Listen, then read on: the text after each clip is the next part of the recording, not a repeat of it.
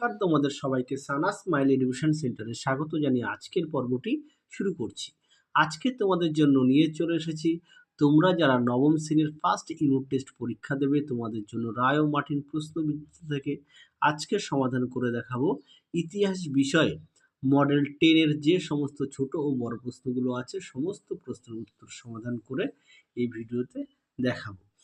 আর আগের ভিডিওতে তোমাদের নবম শ্রেণীর আমরা 1 থেকে 9 নম্বর মডেল সেট সমাধান করে দিয়েছি, ইতিহাসের ভূগোলেরও সমাধান করে দেওয়া আছে, জীবন বিজ্ঞানের সম্পূর্ণ সেট সমাধান করে দেওয়া আছে, ভৌত বিজ্ঞানের সম্পূর্ণ সেট সমাধান করে দেওয়া আছে। তোমরা যারা এখনো দেখোনি আমাদের প্লেলিস্টে গেলে পেয়ে যাবে। চলো দেরি না করে মূল বিষয়ে যাওয়া যাক। প্রথম প্রশ্ন কি আছে দেখো, একের ডিয়াবলো ইকোনমিক গ্রন্থটির রচয়িতা, এটা উত্তর হবে অপশান বি কুয়েসনে। চলো পরবর্তী প্রশ্ন দেখো। পরবর্তী প্রশ্ন দেখো কি আছে, 2 দাগের ঐশ্বর্যের ইন্দ্রপুরী বলা হতো, এটা উত্তর হবে অপশান সি ভারসাই রাজপ্রাসাদকে। পরবর্তী প্রশ্ন দেখো কি আছে, 3 দাগের ষোড়শ লুই স্টেটস জেনারেল আহ্বান করেন, এটা উত্তর হবে অপশান সি 1789 খ্রিস্টাব্দে। পরবর্তী প্রশ্ন দেখো কি আছে, ফ্রান্সের নতুন সংবিধান প্রবর্তিত হয়, এটা উত্তর হবে 1791 খ্রিস্টাব্দে। পরবর্তী প্রশ্ন দেখো কি আছে, 5 দাগের জনগণের ইচ্ছায় রাষ্ট্রের উৎপত্তি মন্তব্যটি করেন, এটা উত্তর হবে অপশান ডি রুশো। পরবর্তী প্রশ্ন দেখো ফরাসি জাতির সম্রাট ছিলেন, এটা উত্তর হবে অপশান সি নেপোলিয়ন।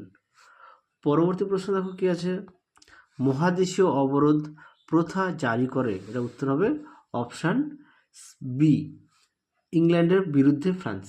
ইংল্যান্ডের বিরুদ্ধে ফ্রান্স। পরবর্তী প্রশ্ন দেখো কি আছে, নীল নদের যুদ্ধ হয়, এটা উত্তর হবে অপশান বি 1798 খ্রিস্টাব্দে।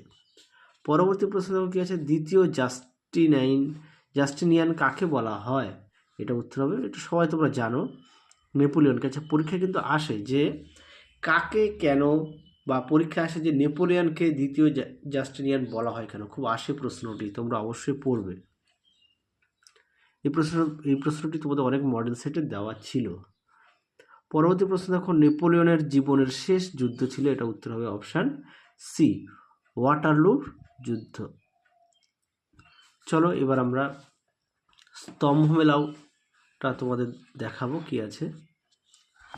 এ স্তম্ভের সঙ্গে ক স্তম্ভের সঙ্গে খ স্তম্ভ মেলা। প্রথমটা কি আছে, একের প্রজাপতি রাজা, এটা হবে পঞ্চদশ লুই মানে সি। পরবর্তী প্রশ্ন দেখো আমি রাষ্ট্র, এটা উত্তর হবে চতুর্দশ লুই অর্থাৎ এ। পরেরটা দেখো কাজেরটা হবে ভলতেয়ার, এটা উত্তর হবে ডি। তাহলে স্তম্ভ মেলাটা তোমাদের সমাধান করে দিলাম। আচ্ছা এবার আমরা দেখাবো তোমাদের বিভাগ গয়ের প্রশ্নগুলো, তার উত্তরগুলো দেখাবো।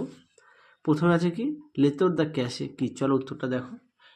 এই প্রশ্ন চলো উত্তরটা দেখো, দেখে নাও প্রশ্ন উত্তরটি। লেতর দ্য ক্যাশে হলো ফ্রান্সে প্রচলিত এক প্রকার রাজকীয় গ্রেপ্তারি পরোয়ানা। এই পরোয়ানার ভিত্তিতে রাজ কর্মচারীরা যে কোনো ব্যক্তিকে গ্রেপ্তার করে বিনা বিচারে দীর্ঘদিন আটক করে রাখতে পারে। তাহলে উত্তরটা তোমরা এখান থেকে এ অবধি লিখবে।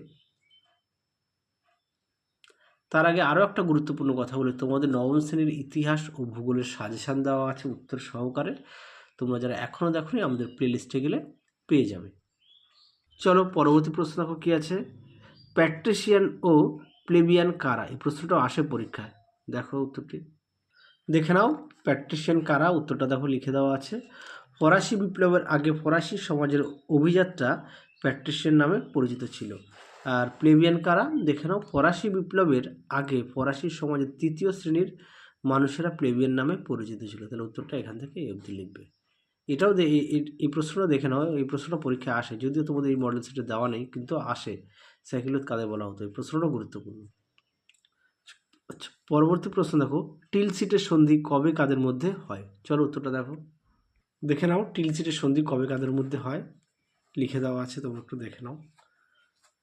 চলো পরবর্তী প্রশ্ন দেখো, শত দিবসের রাজত্ব বলতে কী বোঝে, এই প্রশ্নটা কিন্তু খুব আসে, অনেক মডেল সেটে তোমাদের প্রশ্নটি দেওয়া আছে, অবশ্যই ভালো করে পড়বে। চলো উত্তরটা দেখাই। দেখে নাও শত দিবসের রাজত্ব বলতে 1814 খ্রিস্টাব্দে মিত্রশক্তির কাছে পরাজিত নেপোলিয়নকে ফ্রান্সের সিংহাসনচ্যুত করে এলবা দ্বীপে পাঠানো হয়। নেপোলিয়ন বছরের মধ্যে 1050 জন সৈন্য নিয়ে এলবা দ্বীপে থেকে ফ্রান্সে ফিরে আসেন। এই সময় নেপোলিয়ন ফ্রান্সে 1815 খ্রিস্টাব্দের 20 মার্চ থেকে 29 জুন পর্যন্ত 100 দিন রাজত্ব করেন। একে শত দিবসের রাজত্ব বলা হয়। তাহলে উত্তরটা এখান থেকে এই অবধি লিখবে। তার আগে বলি তোমাদের কিন্তু আমরা নবম শ্রেণীর ফার্স্ট ইউনিট টেস্টের ইতিহাস ও ভূগোলের সাজেশন দেওয়া আছে, তোমরা যারা এখনো দেখোনি আমাদের প্লেলিস্টে গেলে পেয়ে যাবে। চলো পরবর্তী প্রশ্ন দেখো কি আছে, পোড়ামাটি নীতি কি? খুবই গুরুত্বপূর্ণ প্রশ্ন, পরীক্ষায় খুব আসে প্রশ্নটি, তোমরা অবশ্যই ভালো করে পড়বে এই প্রশ্নটা, অনেক মডেল সেটে দেওয়া আছে প্রশ্নটি। দেখে নাও পোড়ামাটি নীতি কি উত্তরটা। পোড়ামাটি নীতি হলো এক ধরনের রণকৌশল, আক্রমণকারী সৈন্যরা যাতে আক্রান্ত দেশের জিনিসপত্র ব্যবহার করতে না পারে তার জন্য আক্রান্ত দেশের সৈন্যরা নিজেদের জিনিসপত্র নিজেরাই পুড়িয়ে ধ্বংস করে দিত। 1812 খ্রিস্টাব্দে নেপোলিয়ন যখন রাশিয়া আক্রমণ করেছিলেন তখন রাশিয়ার সৈন্যরা যুদ্ধ না করে পিছিয়ে গিয়ে খাদ্য ও শস্য ভাণ্ডারগুলি জ্বালিয়ে দেয়, পানীয় জলে বিষ মিশিয়ে দেয় এবং যোগাযোগ ব্যবস্থা ধ্বংস করে দিয়ে শত্রুপক্ষের অগ্রগতি ব্যাহত করে। এই রণকৌশলই পোড়ামাটি নীতি নামে পরিচিত। তার উত্তরটা এখান থেকে এই অবধি তোমরা লিখবে।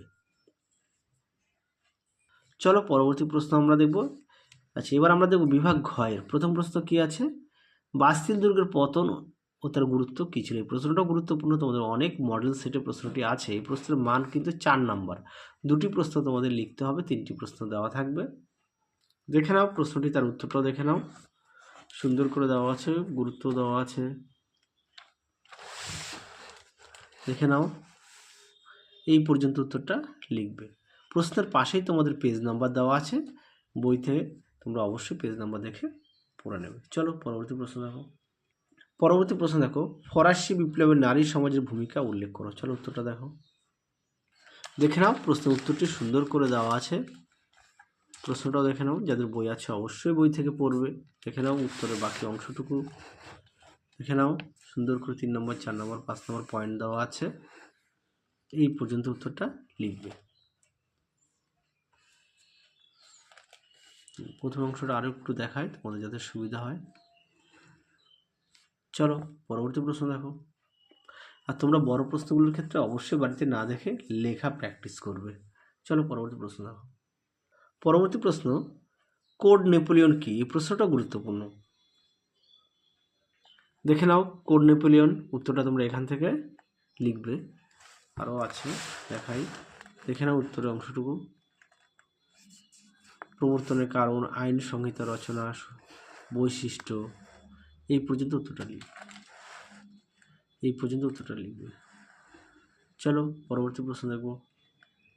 এবার আমরা দেখব বিভাগ উময়ের। হ্যাঁ, প্রথম প্রশ্ন কি আছে দেখো, 1 বিপ্লব পূর্ববর্তী ফ্রান্সের আর্থসামাজিক অবস্থার সম্বন্ধে সংক্ষিপ্ত বর্ণনা দাও। উত্তরটা দেখো, দেখে নাও প্রশ্নের উত্তরটি সুন্দর করে দেওয়া আছে পয়েন্ট দিয়ে, তোমরা উত্তরটি এখান থেকে এই অবধি লিখবে। হ্যাঁ,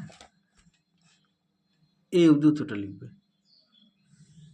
আর অর্থনৈতিক কারণটা একটু দেখে নাও, একেবারে দেখিয়ে দিই অর্থনৈতিক কারণ এই পর্যন্ত।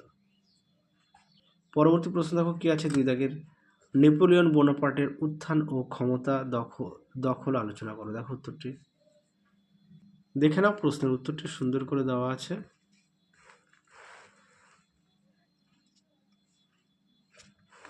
দেখে নাও, সাফল্যটা দেখে নাও, দেখে নাও উত্তরের বাকি অংশটুকু এই পর্যন্ত লিখবে, এই পর্যন্ত লিখবে। হ্যাঁ, চলো তাহলে তোমাদের এই ভিডিওতে আমরা 10 নম্বর মডেল সেটের ছোট বড় যা আছে সমস্ত প্রশ্নের উত্তর সমাধান করে দিয়েছি। আজকের মতো এখানে সমাপ্ত করছি, আবার দেখা হবে খুব শীঘ্রই তোমাদের পরবর্তী ভিডিওতে। তোমরা সবাই সুস্থ থেকো, ভালো থেকো, টাটা।